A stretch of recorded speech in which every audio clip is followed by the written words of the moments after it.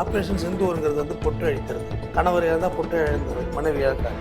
இவங்க ஆனால் வேறு மாதிரி திசை திருப்புறாங்க. ஆர்மி அட்டாக் பண்ணுறாங்க, ஆர்மியாக அடிக்கல. பாகிஸ்தானை கம்பேர் பண்ணால் அவங்கள்ட்ட அதெல்லாம் தாக்கு பிடிக்க முடியாது. இன்னும் சொல்ல போனால் இந்தியன் சோல்ஜருடைய ஒரு 48 ஹவர்ஸுக்கான அட்டாக்கே அவங்களால தாங்க முடியாது. அவங்களுக்கு ஏதோ ஒரு குடி வச்சுருப்பாங்க, அதையாவது நட்டு நாங்கள் வந்துட்டோம் பாரு உனக்குள்ளே, உன்னை பூந்து அடிக்கிறதுலாம் ரொம்ப நேரம் ஆகாது அப்படின்னு சொல்லிட்டு போயிடலாம். வந்து தயவுதாட்சணி இல்லாமல் ஆடு மாடு கோழி அறக்கிற மாதிரி அறுத்துருக்கேன்னா உன்னை வந்து அதுக்கு மேலேலாம் இறக்கப்படுறதுக்கு ஒன்றுமே இல்லைம்மா. நான் வந்து இவ்வளோ ஹார்ட்ஸாவெலாம் பேசுனதே கிடையாது. சேலரி தானே வாங்குறாங்க சார், அதில் போய் என்ன சென்சிட்டிவ் அப்படின்னு. சேலரி வாங்கினா என் உயிர் போகும்னு தெரிஞ்சு ஒவ்வொரு நாளும் ரயில் ஏரியா குடும்பத்தை விட்டுட்டு போகிறேன். ஒரு முகூர்த்த கதையை பார்த்தே நீ தேம்பி தேம்பி அழுகுற தேட்டரில் உட்காந்து. இது சினிமா, நிஜ வாழ்க்கை புரிஞ்சிருக்கும். பாபர் மசூதி இடிச்சதுலேருந்து ஆரம்பிச்சுவாங்க. இது எங்கே வந்து நிற்கிறோம், பகல்காமில் வந்து நின்றோம்.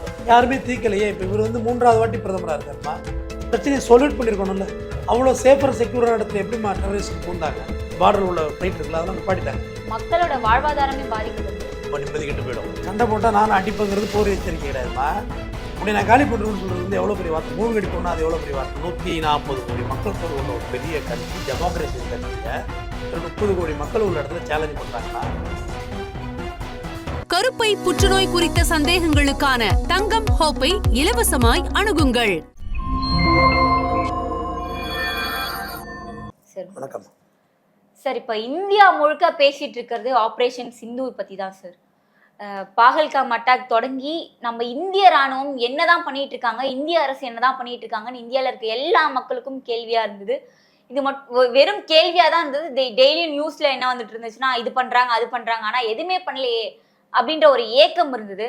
பட் ஆப்ரேஷன் சிந்தூர் மூலமா இப்ப அந்த ஏக்கத்துக்கு வந்து ஒரு பதில் கிடைச்சிருக்கு அப்படின்னு சொல்லலாம். அதை பத்தி நம்ம பேசுறதுக்கு முன்பாக ஆப்ரேஷன் சிந்தூர்னா என்ன சார்? முதற்கண் நம் இந்திய இராணுவ வீரர்கள் உயிர்ச்சேதமின்றி இதெல்லாம் வெற்றிகரமாக செய்யணும், வெற்றி அடையணுங்கிறத முதல்ல கேட்டுக்கிறேன்.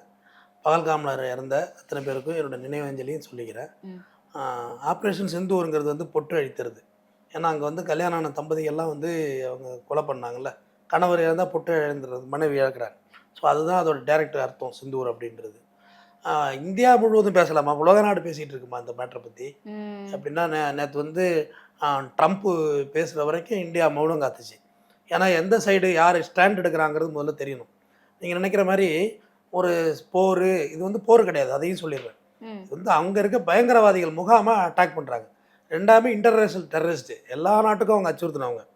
லஷ்கர் தொய்பாவாக இருக்கட்டும், ஜெர்சி முகமது, அவங்க தான் இந்த பகல்காமில் பொறுப்பேற்றாங்க, அவங்களா இருக்கட்டும், எல்லாமே இன்டர்நேஷ்னல் லெவலில் தேடப்படுறவங்க தான். ட்ரம்ப்பு வந்து வாயை திறந்த பிறகு, ஏன்னா ஒரு நாட்டுடைய போர் தொடுக்கிறதுனா உடனேலாம் நீங்கள் எல்லா நாட்டுக்கு மேலே சண்டை போட்டுற முடியாது. இது ஒன்றும் பக்கத்து விட்டு அங்காளி பங்காளி சண்டை கிடையாதுமா. இது ரொம்ப யோசிச்சு தான் செய்ய முடியும். ஏன்னா ட்வின் டவர் அட்டாக் பண்ண பிறகு தான் அமெரிக்கா வந்து பெரிய அச்சுறுத்தலுக்கு உள்ளானுச்சு. பென்டகன் மேலே வந்து ஒரு சின்ன காக்காகுரி கூட பறக்க முடியாது, ஷூட் பண்ணிடுவாங்க இன்றைக்கி. ஆனால் அன்றைக்கி பென்டகனே அட்டாக் பண்ணாங்க. அதாவது அமெரிக்காவோட அணு ஆயுதம் மொத்தமாக இருந்த இடத்தையே, அதாவது ஆயுதங்கள் கூடம், அதே அட்டாக் பண்ணாங்க. அதை பாராக் ஒபாமா வந்து ஒசாமா பின் வெட்டி அடித்து கடைசியாக வச்சு பாகிஸ்தானில் வச்சு சுட்டாங்க. அப்போ உலக நாட்டுக்கே நீங்கள் ஒரு அச்சுறுத்தலாக ஒரு கண்ட்ரி இருக்கீங்க. இதை பேசணும்னு வச்சுக்கங்களேன். நான் இங்கே உள்ள நான் பெரிதும் மதிக்கிறது ஐயா பழனி பாபாவை. பட் இவங்க வேறு, அவங்க வேறு. இவங்கெல்லாம் நம்மளோட சகோதரர்கள், இங்கேயே இருக்கிறவங்க, மண்ணின் மைந்தர்கள். இவங்க எங்கே போவாங்க? இவங்க நம்ம நாட்டுக்காரவங்க, நம்ம எல்லாம் அண்ணன் தம்பி. ஆனால் அவங்க அந்த எண்ணமே அவங்கள்ட்ட கிடையாது. அவங்க மென்டாலிட்டியே வேறு மாதிரி. எங்க வெறும் 30 கோடி மக்கள் தொகையை வச்சுருக்காங்க பாகிஸ்தான். பொருளாதார ஜிடிபி லெவலில் பார்த்தா தமிழ்நாட்டுடைய லாபம் இருக்குல்ல, நம்ம கொடுக்குறோம்ல அந்த நிகர லாபம், ஜிஎஸ்டி, அந்த அளவு கூட அவங்கள்ட்ட வருமானம் கிடையாது இந்த கண்ட்ரியில் உள்ள. சரி, அப்படி தான் நீ உள்நாட்டுக்குள்ளே அமைதியாக இருக்கியா? பெனாசிரி பொருட்டை ஏன் கொண்டீங்க? எப்போ பார்த்தாலும் அங்கே காரில் குண்டு வெடிக்கிறதும், அதை எப்பயுமே அமைதி கிடையாது. அந்த கண்ட்ரி எப்பயுமே அமைதி இல்லை. எனி டைம் பாம் பிளாஸ்ட் நடந்துக்கிட்டே இருக்கும். ஏன்னா அவங்களுக்குள்ளேயே அங்கே ஒரு ஒற்றுமை இல்லை, பல குழுக்கள் இருக்குது. அங்கே அவங்களோட டிமாண்டே என்னன்னு தெரியலையே, அவங்களோட கோரிக்கைன்னு ஒன்று இருக்கணும்ல. அப்போ அது உள்நாட்டுக்குள்ளே தீரலை அவங்களுக்கு. அப்போ இங்கே ஆக்கிரமிப்பு காஷ்மீர் வந்து இப்போ அட்டாக் பண்ணது ஒன்றும் பாகிஸ்தான் அட்டாக் பண்ணலாமா, பாகிஸ்தான் ஆர்மி அடிக்கலை. இவங்க ஆனால் வேறு மாதிரி திசை திருப்புறாங்க. ஆர்மி அட்டாக் பண்ணுறது, ஆர்மியால் அடிக்கலை. அங்கே அடிக்கிறது தீவிரவாத கேம்ப் இருக்குல்ல, ஆக்கிரமிப்பு காஷ்மீரில் உள்ள தீவிரவாத கேம்புகளை அடிக்கிறாங்க, அவ்வளோதான், வேறு ஒன்றும் இல்லை. அதுவும் கம்மியான வெப்பன்ஸை தான் நம்ம பயன்படுத்தி அடிக்கிறாங்க. இப்போ வந்து பயாலஜிக்கல் நியூக்ளியர் பாம்லாம் நம்மள்ட்ட இருக்குமா? அது இரவு தான் படித்தேன். அதாவது ஒரு சின்ன உயிர் கூட இருக்காது. அதெல்லாம் அட்டாக் அடிச்சுன்னா எப்படி சொல்கிறது, புல்லு பூண்டும்பாங்கல்ல. இப்போ ஜப்பானில் விழுந்து லெக்ரோஸ் பண்ணாங்க சைக்கிள், அதெல்லாம் வந்து நியூக்ளியர் பாம்பு வந்து ரொம்ப ஹைலி சென்சிபிள், அதெல்லாம் நம்மள்ட்ட இருக்குது. கம்பேரிட்டிவ் பாகிஸ்தானை கம்பேர் பண்ணால் அவங்கள்ட்ட அதெல்லாம் தாக்கு பிடிக்கவே முடியாது. இன்னும் சொல்ல போனால் இந்தியன் சோல்ஜருடைய ஒரு 48 ஹவர்ஸுக்கான அட்டாக்கே அவங்களால தாங்க முடியாது. ஆனால் இன்னமும் இந்தியா வந்து அந்த மென்மையான போக்கை தான் அவங்க விஷயத்தில் கடைப்பிடிக்குது. ஏன்னா இங்கேயும் இஸ்லாமியர்கள் இருக்கிறாங்க. ஒரு மாதிரி கான்ட்ரவர்சி ஆகிடக்கூடாது, கான்ட்ரடிக்ஷன் ஆகிடும் ஒரு நாட்டுக்குள்ள. ஆனா அவங்க என்ன சொல்றாங்க, மசூதிகள்ல எல்லாம் வந்து இவங்க தாக்குதல் நடத்தி இருக்காங்க அப்படின்னு சொல்றாங்களே சார் பாகிஸ்தான் சார்பாக. இல்லம்மா இது வந்து இது நிறைய விஷயங்கள்ல இந்த பேச்சு இது மாதிரி அடிபட்டிருக்கு. நம்ம பக்கத்து நாடு இலங்கையில் கூட போர் நடந்த போது ஒரு மசூதியை அட்டாக் பண்ணிட்டாங்க. இது வந்து ஒரு மசூதி அட்டாக் பண்ணிட்டாங்கன்னு சொல்லி அவர் மேலே மேதகு பிரபாகரன் மேலே வந்து ஒரு பெரிய கெட்ட பேரை வந்து இவங்க ஏற்படுத்தினாங்க. ஆக்சுவலாக அப்படி நடக்கலை. அதாவது உள்நாட்டுக்குள்ளே அவங்களே சிங்கள ராணுவமே மசூதியை அட்டாக் பண்ணிட்டு இவர் தள்ள வச்சுட்டாங்க. ஏன்னா மறைஞ்சி இருக்கிறவனுக்கு என்ன வேணுமோ கதை எழுதலாமா? காட்டுக்குள்ளே வீரப்பன் இருந்தார்ல, வீரப்பன் எல்லா யானத்தை தந்தத்தை எடுத்து கழுத்தில் மாட்டிக்கிட்டாரா சொல்லுங்கள்? அது வாங்கினது யார்? அவ்வளோ வீரத்தை எங்கே போயிருக்கோம் தந்தம்? ஆனால் மறைஞ்சிருக்கவங்கள என்ன வேணுமோ கதை எழுதலாம். ஏமா சொந்த போர்ஸே சுட்டுக்கிட்டு வீரப்பந்தலில் வைப்பாங்கம்மா. அது விடுதலை படத்தில் அழகாக எடுத்திருந்தாங்கல்ல, அவர் தான் சுட்டிருப்பார் ஓசி. ஆனால் அவங்க இதில் வைப்பாங்க, டிஏ தோழர் தள்ள வைப்பாங்க, சரிதான தமிழரசன் தள்ள வைப்பாங்க. ஸோ அதுமாரி தான் இதுவும் சொல்ல வர. அட்டாக் அவங்களே பண்ணிட்டு சொல்லுவாங்கம்மா, நீ எதுக்குமே கட்டுப்படாத ஒரு டெரரிஸ்ட், நீ உனக்கு யார் என்ன, நீ என்ன வேணுமோ செய்வ, உனக்கு என்ன இருக்குது, தயவுதாட்சியம் என்ன இருக்குது? வந்திய குறைந்தபட்சம் அங்கே வந்தாங்கல்ல, நீங்கள் அந்த பகல்காமில் வந்தாங்கல்லம்மா, குறைந்தபட்சம் அந்த இடத்துல அவங்களோட கொடி, அவங்களுக்குன்னு ஏதோ ஒரு கொடி வச்சுருப்பாங்க, அதையாவது நட்டு நாங்கள் வந்துட்டோம் பாரு உனக்குள்ளே, உன்னை பூந்து அடிக்கிறதுலாம் ரொம்ப நேரம் ஆகாது அப்படின்னு செஞ்சுட்டு போயிருக்கலாம். இல்லை எல்லாரையும் உட்கார வச்சு துப்பாக்கி எடுத்து மேலே சுட்டு கூட இவங்களை ஃபயர் பண்ணுறது ஒரு வீடியோ கூட போட்டுருக்கலாம். இவங்களை ஃபயர் பண்ணுறது எங்கள் வேலையை பெரிய விஷயம் இல்லைடா, இன்னமும் மரியாதை கொடுக்குறோம் அப்படிங்கிற ஏதோ பேசியிருக்கலாம்.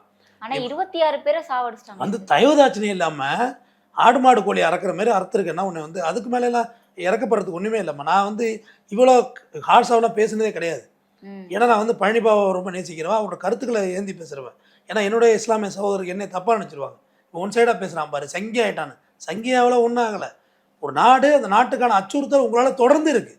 ஒரு நாள் ஏதோ வந்து என்கிட்ட புத்தகத்தில் நின்று சத்தம் போட்டுட்டு போகிறீங்கன்னா அவனை விட்டுலாமா? ஒன் டே விடலாம். வந்து எதாவது திட்டிருப்பான் கோவத்தில், ரைட், இன்னொரு டைம் விடலாம். அடுத்த டைம் விட்டுருந்தா என் ஊடாது என்னம்மா அது? நான் எதுக்கு அந்த வீட்டில் இருக்கணும்? அந்த வீட்டுக்கு தலைமகனாக எதுக்குமா இருக்கணும்? அட்டாக் பண்ண வேண்டியது, வேறு என்னமா பண்ணுறது? ஸோ அதுதான் இப்போ இந்தியா பண்ணியிருக்கு. ரொம்ப பொறுமையாக இருந்தாங்க, ரொம்ப ரொம்ப ரொம்ப நிதானம். ஏமா புல்வாமா தாக்குதல் இருக்குல்லம்மா, அது எப்படி நடந்துச்சோ அதை விட்டுருங்க. ஆனால் அதில் நம்ம நாட்டுடைய சோல்ஜரே கொண்டாங்கம்மா. யார் கொண்டா? அவங்களெல்லாம் குறைந்தபட்சம் விசாரணையாவது நடத்திருக்கணும்ல. பாம்பு எங்கே இருந்துச்சு, எப்படி நடந்துச்சு இந்த அட்டாக்கு, யார் இதெல்லாம் நடவடிக்கை எடுத்துருக்கணும்ல. இப்போ இதில் யாரையுமே பிடிக்கலையேம்மா. இதில் அட்டாக் பண்ணவங்களை பிடிச்சி என்னை பொறுத்தவரையிலையும் தீவிர டெரரிஸ்ட்டை உடனே சுட்டுறணும் அப்படின்ற மாதிரி மனநிலைக்கு நம்ம தள்ளி வச்சுருக்காங்க. அது தவறானது. கொண்டாந்து வாங்க. ஏன்னா அவங்க செத்தாலும் சொல்ல மாட்டாங்களே சார், ஆனால் எதுக்காக அதை பண்ணுறாங்கன்னு சொல்ல மாட்டாங்களே அவங்க. அந்த அளவுக்கு ஒரு கல் நெஞ்சம் அப்படின்னு சொல்லலாம். என்னதான் நடக்குதுன்னு தெரியணும்ல, கூப்பிட்டு வச்சு பேசணும்ல. நீ என்னப்பா, யார் செஞ்சது சொல்லு. அவ்வளோ வலிமையெல்லாம் இங்கே யாருக்கு இல்லைம்மா, அவ்வளோ ஸ்ட்ராங்கான மனநிலையெல்லாம் இல்லைம்மா. அப்படிலாம் இப்போ அதெல்லாம் டார்ச்சர் கொடுத்து விசாரிக்கலாம், விசாரிச்சிருவாங்க. உண்மையும் கண்டறிச்சோதெல்லாம் எதுக்கு வச்சுருக்கீங்க? இன்ஜெக்ஷனை போட்டு படுக்க வச்சு கேட்க வேண்டியது தானே என்ன ஏதுன்னு. அதெல்லாம் ஒன்றுமே இல்லையம்மா. சுட்டுட்டா என்னம்மா இருக்குது? அதெல்லாம் ஒன்று பெரிய தீர்வு கிடச்சிடாதும்மா. இப்போ இந்த ஃபோர்ஸ் வந்து பார்த்திங்கன்னா, இப்போ சீனா வந்து பாகிஸ்தானுக்கு சப்போர்ட் பண்ணுறாங்க. ஏன்னா சீனா நிறையா இன்வெஸ்ட் பண்ணியிருக்காங்க இங்கே. ஏன்னா சீனாவுக்கும் நமக்குமே லடாக் இஷ்யூ ஓடிக்கிட்டு இருக்கு. அடுத்து இப்போ எனக்கு தெரிஞ்சு இஸ்ரேல்லாம் இந்தியாவுக்கு சப்போர்ட் பண்ணுறாங்க, அமெரிக்கா இந்தியாவுக்கு சப்போர்ட் பண்ணுறாங்க, ரஷ்யா பண்ணுறாங்க. ரஷ்யா எப்பயுமே நட்பு நாடு, நமக்கு பண்ணி தான் ஆவாங்க அவங்க. பார்த்துங்க இந்த மாதிரி கண்ட்ரிஸ்லாம் நமக்கு இப்போ சப்போர்ட்டிவாக இருக்குது. இதில் வந்து நம்ம ஒரு விஷயம் நான் இதில் வந்து உணர்றேன், சொல்கிறேன். தமிழ்நாடு முதலமைச்சர் கூட இன்றைக்கி வந்து ஆர்மிக்கு ஃபேவராக பேசி ப்ரெஸ் ரிலீஸ் பண்ணியிருக்காங்க. இப்போ நம்ம ஆர்மி பக்கம் தான் நிற்கணும். ஒரு சோல்ஜரோட ரத்தமும் நம்ம ரத்தம் மாதிரி அப்படி நம்ம நினைக்கணும். சம்பளம் தானே வாங்குறாங்க, போய் சாகட்டும் அப்படின்லாம் சொல்லக்கூடாது. அப்படின்னா காலைல ஒருத்தர் சொல்கிறான்ட்டு, சேலரி தானே வாங்குறாங்க சார், அதில் போய் என்ன சென்சிட்டிவ் அப்படின்னு. சேலரி வாங்கினா தான் என் உயிர் போகும்னு தெரிஞ்சு ஒவ்வொரு நாளும் நான் ரயில் ஏரியா குடும்பத்தை விட்டுட்டு போகிறேன்ல. ஒரு முகூர்த்த கதையை பார்த்தே நீ தேம்பி அழுகுற தேட்டரில் உட்காந்து. இது சினிமா, நிஜ வாழ்க்கை எப்படி இருந்திருக்கும்? சார் இந்த சிந்தூர் ஆபரேஷன்ல 9 இடங்கள் குறிப்பா குறிவைக்கப்பட்டு தாக்கப்பட்டிருக்கு சார். இந்த 9 இடங்கள்ல இருந்து தான் தீவிரவாதிகள் ஒளிஞ்சிருந்து முகாம்கள் அமைத்து பகல்காம் தாக்குதல் நடத்தியிருக்காங்க. அந்த பிளான் எல்லாமே இந்த 9 இடங்கள்ல தான் போடப்பட்டிருக்கு அப்படின்னு ஒரு தகவல் வந்திருக்கு சார். இப்போ வந்து அவங்க அட்டாக் பண்ணது இப்போ ஆர்மி மேலே கிடையாது, பாகிஸ்தான் ஆர்மிகிட்ட போகல. இங்கே ஆக்கிரமிப்பு இடத்துல இருந்த கேம்பில் அட்டாக் பண்ணுறாங்க. இங்கே தானே இருக்க கேம்பை ஒழிச்சிடுறேன், உடச்சி கரையை திறச்சு கேம்ப் பண்ணு. முப்படைகளும் தயாராக இருக்குது. இங்கே நம்மளோட ஃபோர்ஸ் ஃபுல்லாகவே ரெடியாக இருக்காங்க.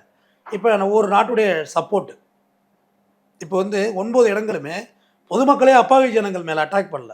ஒரு 2 பேர் இறந்தாங்களாங்கிற டேட்டா வெளில இல்லை. தீவிரவாதிகள் மட்டும் தீவிரவாதிகள் மேலதான் தாக்குதல் நடந்தது. தீவிரவாதிகள் குடும்பத்திலேயே இருப்பாங்க தானே ஆளுங்க, அதில் இருந்திருப்பாங்க.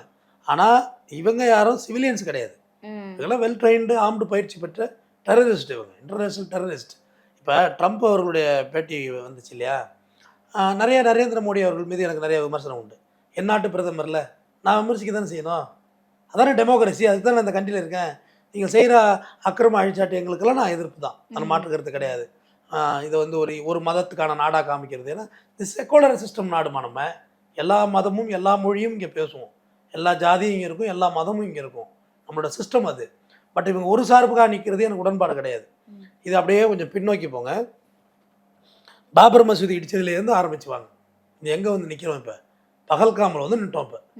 இப்போ எத்தனை ஆண்டு கால பிரச்சனை இது?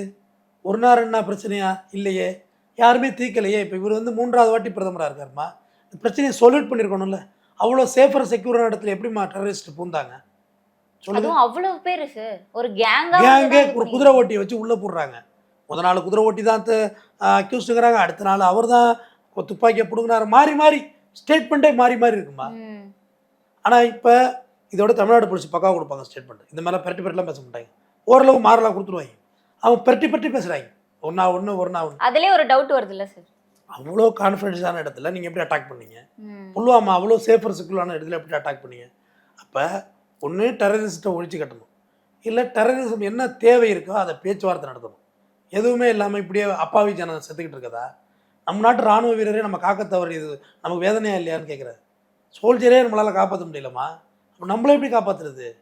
இப்போ நியூக்ளியர் பாம்லாம் சொல்கிறாங்கல்ல, அவங்க பாகிஸ்தான் ஆல்ரெடி நிம்மதி இல்லாத ஒரு கண்ட்ரி தாம்மா. ஆனால் அதுக்காக நம்ம இங்கே நிம்மதியாக இருக்கிறவங்கள வந்து அங்கே வெளியே இருப்போம்னு சொல்கிறது ரொம்ப சங்கடமாக இருக்குது. இந்த நாள் பார்த்தேன், குழந்தை இந்திய குடியுரிமை பெற்றுட்டான், அவங்க அம்மா வந்து பாகிஸ்தான் பிரஜையாகவே இருக்காங்க, குழந்தைய விட முடியாது, இந்திய பிரஜை ஆகிட்டு அவங்க பிரிஞ்சு போகிறாங்க. அப்போ அது ரொம்ப தர்ம சங்கடமாக இருக்குல்ல. நம்ம அமைதியாக வாழ்கிற எல்லார் வாழ்க்கையும் இங்கே நிம்மதி கெட்டு போகுது. போர் வந்து எனக்கு எதுலேயுமே உடன்பாடு கிடையாதும்மா. நான் கிட்டத்தட்ட சொல்கிறேம்மா,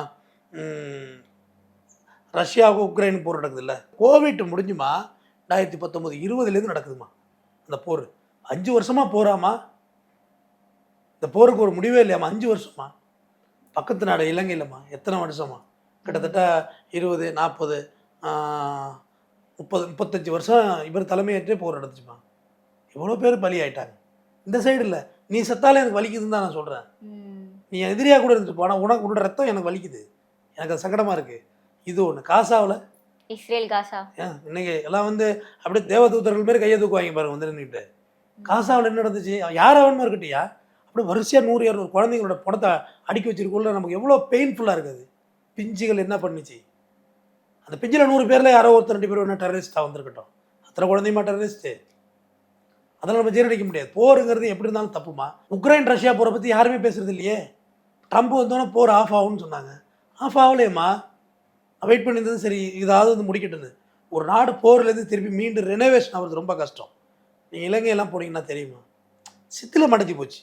இன்னமும் அந்த ஃபயரிங் இடம்லாம் அப்படியே இருக்குது, ஒன்றுமே பண்ண முடியாது. யாரெல்லாம் இறந்துருப்பாங்க, எவ்வளோ பேருமா அகதிகளாக இங்கே வந்தவங்க. இங்கேயும் வாழ்வாதாரம் இல்லை, அங்கேயும் வாழ்வாதாரம் இல்லை. சொந்த நாட்டிலேயே அகதி ஆகிறது ரொம்ப வலிக்குமா. சொந்த ஊரில் அனாதை நிற்கிற மாதிரி அது. நம்ம பிறந்த ஊர் இருக்குல்ல, அதில் அனாதை என்னென்ன ஒரு வலிக்குதுல்ல, யாருமே இருக்க மாட்டாங்க, நமக்கு ஒரு வீடு இருக்காது, இடம்லாம் இருக்காது, ரொம்ப வருத்தமானது. அது மாதிரி தான் நாடு நம்ம அகதி ஆகிறது. போரை வந்து நம்ம நான் பார்க்குற இன்ஸ்டாகிராமில் எல்லாம் மியூசிக் வச்சு போடுறாங்க. போரை என்ன புரிதல் இருக்குன்னே தெரியலையே. போர் வந்தால் பொருளாதாரம் வீழும். நம்ம நாட்டு மேலே கம்பெனி வெளிநாட்டிலேருந்து முதலீடு பண்ணியிருக்காங்கல்ல, அவங்களாம் அலர்ட்டாக ஆரம்பிப்பாங்க. ஃபண்டு புதுசாக போட மாட்டாங்க, இவங்க சண்டை ஒன்று இறங்கிட போகிறாங்க, நம்ம ப்ராப்பர்ட்டி பொருளாதார சிக்கல் கண்டிப்பாக ஏற்படுமா. ஆல்ரெடி சிக்கலில் தான் இருக்குது நாடு. அப்போ என்ன ஆகுனா, இதெல்லாம் புரிதல் இல்லாமல் பண்ணுறாங்கன்னு சொல்ல வரேன். போர்னா ஒரு கெத்து நினச்சிட்டு இருக்காங்க. அதெல்லாம் கெத்து கிடையாது, ஒன்றும் கிடையாதுமா.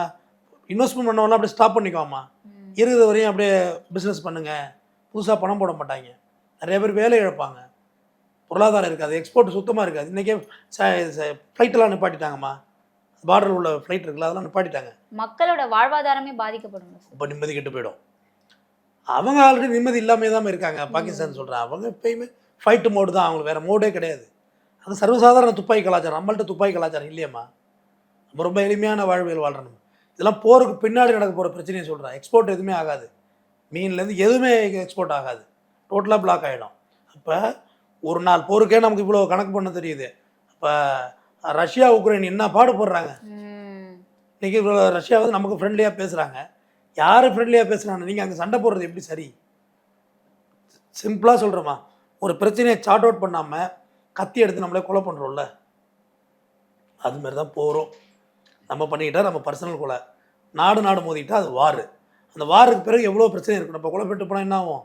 ஜெயிலில் போடுவாங்க, போலீஸ் பிடிக்கும், பழி வாங்குறதுக்கு ஒரு டீம் உருவாகும், சட்டம் ஒரு பக்கம் என்ன தண்டிக்கும், எங்கள் வீட்டு பொருளாதாரம் பாதிச்சிடும். யாருக்கு கோவம்லாம் வராமலாம் இல்லைம்மா, எல்லோரும் கோவம் நல்லாவே வரும். அதுக்கு பின்னாடி உள்ள விளைவுகள், கான்சிக்வன்ஸ்னு சொல்கிறாங்களா, விளைவுகள், அது நினச்சி தான் இங்கே எல்லோரும் கோவத்தை உள்வாங்கி ரைட் ஓகே ஸ்போர்ட்டிவாக போகிறது காரணம் அதுதான். சரி, பொதுவாகவே ஒரு நாடு அவங்களுடைய எதிரி நாடு மேலே தாக்குதல் நடத்துது அப்படின்னா, எக்ஸாம்பிளுக்கு இப்போ நம்ம இந்தியாவை எடுத்துப்போமே. இந்தியா வந்து இப்போ பாகிஸ்தான் மீது தாக்குதல் நடத்துதுன்னா சென்ட்ரல் கவர்மெண்ட் கிட்ட பெர்மிஷன் வாங்கிட்டு அதை பண்ணி ஆகணும். ஆனால் பாகிஸ்தானில் அந்த கவர்மெண்ட் வந்து இங்கே தாக்குதல் நடத்துதுன்னா அது சென்ட்ரல் கவர்மெண்ட்டுக்கே தெரியாது. ஆர்மியில் இருக்க ஆஃபீஸர்ஸ் தான் எல்லாத்துக்கும் காரணம், அவங்க தான் தீவிரவாதிகளையும் சப்போர்ட் பண்ணுறாங்க அப்படின்னு சொல்கிறாங்க சார்.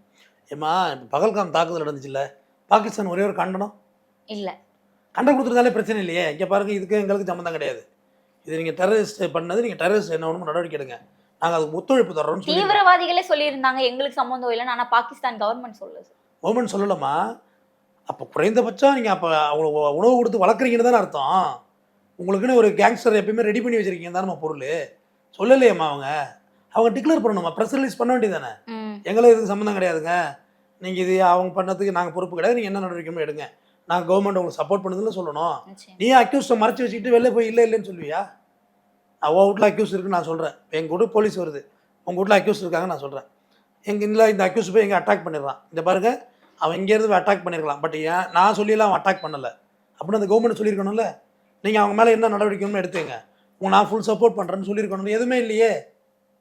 அப்போ ஒழுங்கான ஒரு ஒரு புரிதலே இல்லையாம்மா. டெரரிஸ்ட் பண்ணியிருந்தா டெரரிஸ்ட் யாருன்னு ஐடென்டிஃபிகேஷன் பண்ணியிருக்கணும்ல, அந்த கவர்மெண்ட் மறுப்பாக சொல்லியிருக்கணும்ல, எங்களுக்கு இது சம்மந்தம் இல்லாத சொல்லியிருக்கணும், எதுவுமே சொல்லலை. அப்போ நீங்கள் சரின்னு தானே ஒத்துக்கிறீங்க, அதை என்ன பண்ணுவோன்னு கேட்குறது தானே. சரி, இப்போவே வந்து ஆப்ரேஷன் சிந்தூரில் வந்து தீவிரவாதிகளை தான் அட்டாக் பண்ணியிருக்காங்க. அதில் ஒரு 26 தீவிரவாதிகள் இறந்துருக்காங்க, 50 பேர் படுகாயம் அடைஞ்சிருக்காங்க. ஆனால் இப்போயுமே பாகிஸ்தான் பிரதமர் வந்து நாங்கள் உங்களை மூழ்கடிப்போம் அப்படின்னு தான் சார் சொல்லியிருக்காரு. போர் எச்சரிக்கை தான் சார் விடுத்திருக்காரு. போர் எச்சரிக்கை இல்லை, நீ சண்டை போட்டால் நானும் அடிப்பேங்கிறது போர் எச்சரிக்கை கிடையாதுமா. உன்னை நான் காலி பண்ணுறேன்னு சொல்கிறது வந்து எவ்வளோ பெரிய வார்த்தை, மூழ்கடிப்போம்னா அது எவ்வளோ பெரிய வார்த்தை. அப்போ வா போய் எங்க நம்ம கிட்டத்தட்ட 140 கோடி மக்கள் தொகை உள்ள ஒரு பெரிய கண்ட்ரி, டெமோக்ரஸின் கண்ட்ரியை ஒரு 30 கோடி மக்கள் உள்ள இடத்துல சேலஞ்ச் பண்ணுறாங்கன்னா, எனக்கு தெரிஞ்சு அவங்க மொட்டை மரமா காற்றுக்கு அஞ்சாமல் நிற்கிறாங்க. நம்ம மரம் அப்படி இல்லை, நிறைய பழம் உள்ள மரம் நம்ம மரம், காற்றுக்கு அஞ்சு தான் ஆகணும்.